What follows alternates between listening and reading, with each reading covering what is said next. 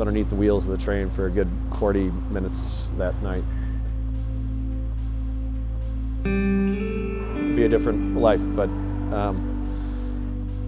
October 18th is actually the anniversary of the night I lost my leg in Boston. I was a freshman at Boston College.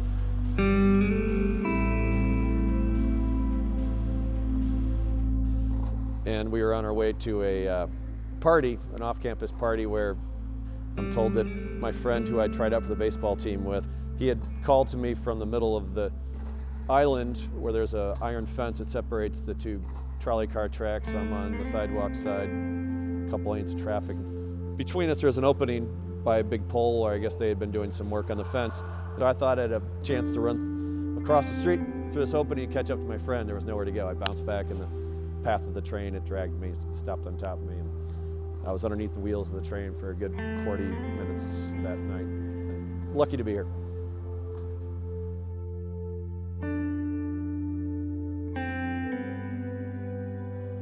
I was pretty low when I went straight from the hospital in Boston and had to go straight to the rehab institute of Chicago. I didn't want to be there.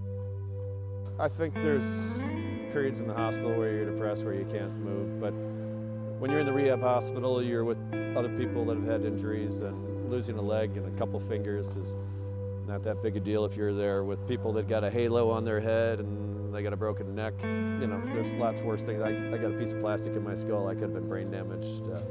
I think that's a lot more difficult injury to deal with than other things. So, you know, I get frustrated when I slip on the ice, or you know, I'm drop things a lot, you know. But I can't complain. You know, I've seen how much worse things can be.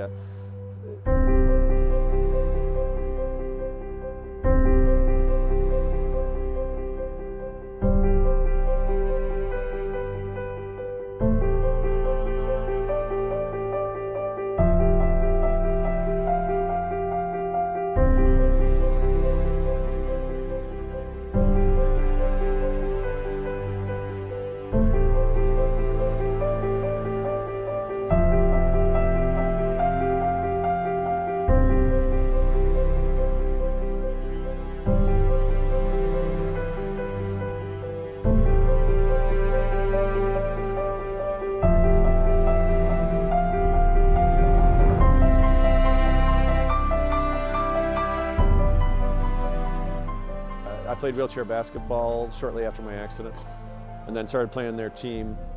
It was like my second freshman year or rookie year there that I got told about the chance to try out to play volleyball in the Paralympics in Barcelona. And back then they had a standing team and a sitting volleyball team, and I trained by hopping up the stairs to get my legs strong, but ended up making the sitting volleyball team. So I played volleyball 4 times in the Paralympics. First saw tennis at the Barcelona Paralympics. A wheelchair softball teammate took me to a wheelchair tennis practice after we did a hitting exhibition at the Cubs convention. I started hitting the ball on both sides and realized my backhand was probably rooted in my pretending I was Lou Baracca as a baseball player, so my left-handed hitting turned into my backhand foundation, and yeah, I took to it, and I never expected to be a Paralympian playing tennis.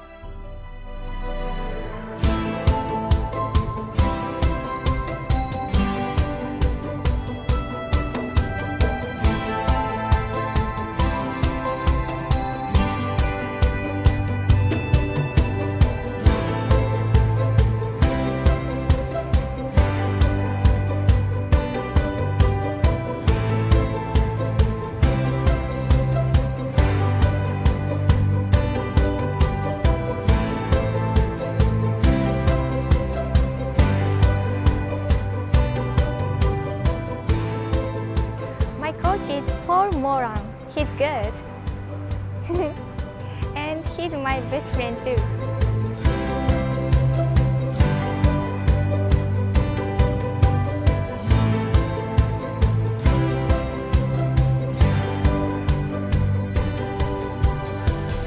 I think anything you can do that is fun, where you get that kind of active part of your brain that wants to be doing things, doing what it can, and realize that you might not think you can do something, and if you don't try, you're right.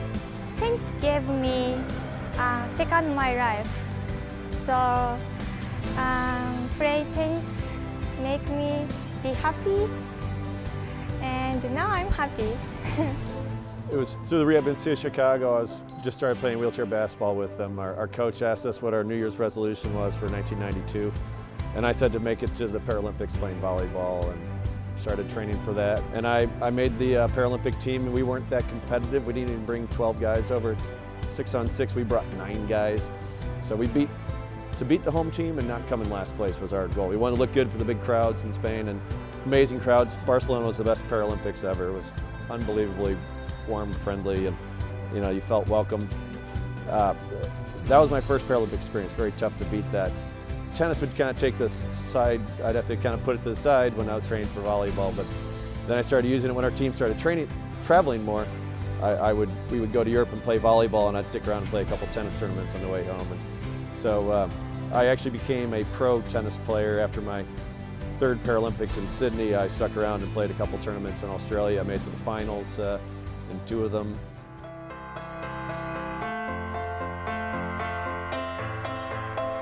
Beijing was awesome. It was spectacular. My first time making it as a tennis player. My doubles partner and we lost to a really good Swedish team, but we beat Canada.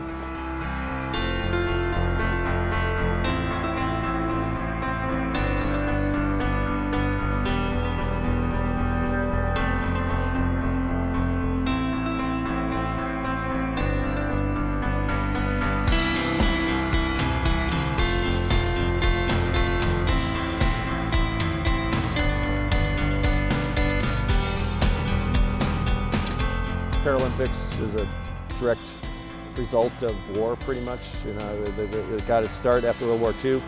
You had these vets who were wounded and wanted to do something to keep their body, mind, and spirit going, and they started out doing track and field and basketball and other sports like tennis and volleyball. That sprouted up, and I think it's very important that if you do have a serious injury, that you can't do things you used to do. You find out there's ways of doing a lot of things you did enjoy, and things maybe you never thought about doing. There's a guy that's won gold medals in the quadriplegic division of wheelchair tennis. He can't lift his arms over his head, but he rolls up over the ball with his foot, flicks it up like that, uses his whole body to hit that. And you wouldn't have thought this guy could play tennis, but any amount of things people can do if they give it a try, if they get a little help from people that show them what's possible.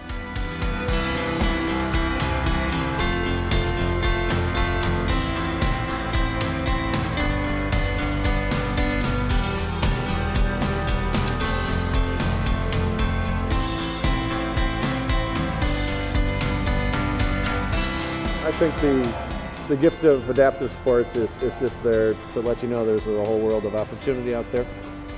The more you can put time into something, the more results you're going to get.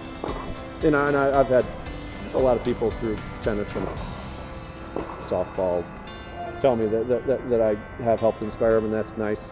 And maybe someday I'll actually inspire myself and get off my butt and do something again. Who knows? I'm not done, I don't think, but we'll see.